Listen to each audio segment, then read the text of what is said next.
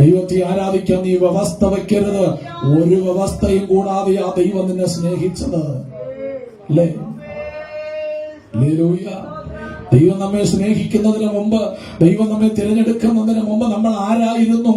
പൗലോസിന്റെ ഭാഷയിൽ പറഞ്ഞാൽ നികൃഷ്ടരായിരുന്നു. നികൃഷ്ട. പൗലോസിന്റെ ഭാഷയിൽ പറഞ്ഞാൽ നാം കുലഹീനരായിരുന്നു.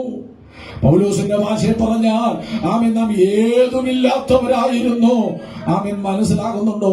പൗലോസിന്റെ ഭാഷയിൽ പറഞ്ഞാൽ ആമേൻ നമ്മൾ അജ്ഞാനികൾ, അറിവില്ലാത്തവരായിരുന്നു. ദൈവം നമ്മെ സ്നേഹിക്കുന്നതുവരെ.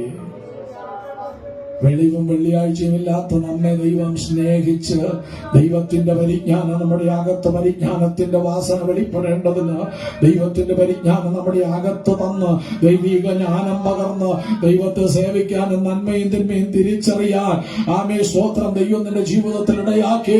10-100 രൂപ ആമേ പണ്ട് 100 രൂപ നിന്റെ കയ്യിൽ വന്നാൽ 1 രൂപ പോലും നിന്റെ വീട്ടിനകത്ത് വരാത്തതായ വഴിയോരങ്ങളിൽ ആമേ നീ അതിനെ ചിലവഴിച്ച് നഷ്ടപ്പെടുത്തുമ്പോൾ, ദൈവത്തെ അറിഞ്ഞതിന് ശേഷം നിന്റെ കരങ്ങളിൽ എത്തുന്ന 100 രൂപ, അതിൽ 1 രൂപ പോലും നഷ്ടപ്പെടാതെ നിന്റെ വീട്ടിനകത്ത് കൊണ്ടുവരാ. ദൈവത്തിന്റെ കൃപയാൽ അങ്ങനെ ഒരു അവസരം ദൈവം നിനക്ക് തരുമ്പോൾ ഇതങ്ങ് വർദ്ധിച്ചെന്ന് കേട്ട് നീ ദൈവത്തെ വിട്ട് അകന്നു മാറരുത്. അഹങ്കരിക്കരുത്, അഹങ്കരിക്കരുത്. പൗലോസിന്റെ ഭാഷയിൽ പറഞ്ഞ ആമേ സ്തോത്രം ഞെളിയരുതെന്നാ പറഞ്ഞിരിക്കുന്നത്. ഞെളിയരുതെന്ന്. ഞെളിയാനൊന്നുമില്ല. ആമേ കാട്ടൊലിവായിരുന്ന നമ്മെ അവൻ വെട്ടിയെടുത്ത് ആമേ നാട്ടൊലിവിനോടുകൂടെ ഒട്ടിച്ചു ചേർത്തു.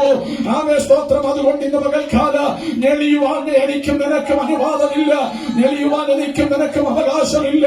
ഇന്ന് ഞാൻ നിങ്ങളും അനുഭവിക്കുന്നത് ദൈവത്തിന്റെ ദാനം, ദൈവത്തിന്റെ ദാനവും ദൈവത്തിന്റെ ശ്രേഷ്ഠതയും ദൈവത്തിന്റേതായ അനുഗ്രഹങ്ങളും ദൈവത്തിന്റെ കൃപകളും ദൈവം നിന്റെ മേൽ പകർന്നു തരുമ്പോൾ ഇന്ന് പകൽക്കാലം പുകഴുവാനും പ്രശംസിപ്പാനും എനിക്ക് നിനക്കും ഒന്നുമില്ലെന്ന് തിരിച്ചറിഞ്ഞില്ലേ കേൾക്കുന്ന ദൈവജന, ആമേ ദൈവത്തിന് ഇതൊക്കെ മഹത്വം കൊടുക്കുവാൻ ഇന്ന് പകൽക്കാലം മറന്നുപോകരുത് എന്ന് ദൈവത്തിന്റെ പരിശുദ്ധാത്മാവെന്ന് ഓർമ്മിപ്പിക്കുന്നു എന്നുള്ളത് മറന്നു പോകരുത്.